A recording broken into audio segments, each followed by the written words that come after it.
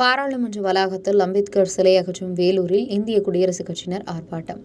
வேலூர் மாவட்டம் பாராளுமன்ற வளாகத்தில் இருந்த அம்பேத்கர் சிலை அகற்றியதை கண்டித்து வேலூர் அண்ணா கலையரங்கம் அருகே இந்திய குடியரசுக் கட்சி சார்பில் ஆர்ப்பாட்டம் நடைபெற்றது. ஆர்ப்பாட்டத்திற்கு மாநில நிர்வாகி தங்கராஜ் தலைமை தாங்கினார். மாவட்ட தலைவர் தலித்குமார் வரவேற்பு உரையாற்றினார். வேலூர் மாவட்ட செயலாளர் சிவகுமார், ராணிப்பேட்டை மாவட்ட தலைவர் சிவகுமார், திருப்பத்தூர் மாவட்ட தலைவர் தயாளன் ஆகியோர் முன்னிலை வகித்தனர்.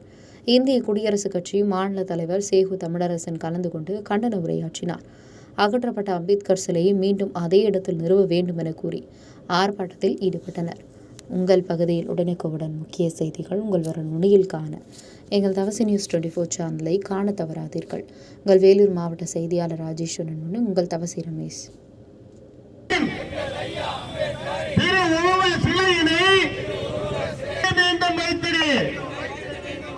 கண்டிக்கின்றோம் கண்டிக்கின்றோம் மத்திய அரசை கண்டிக்கின்றோம். எங்கள் ரட்சகர் திரு உருவ சிலையினை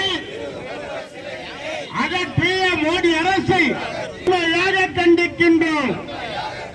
இந்திய அரசியல் சட்ட தந்தை பாபா சாஹேப் அம்பேத்கர் மானங்கட்ட அரசே, மோடி அரசே, பாராளுமன்ற வளாகத்தில்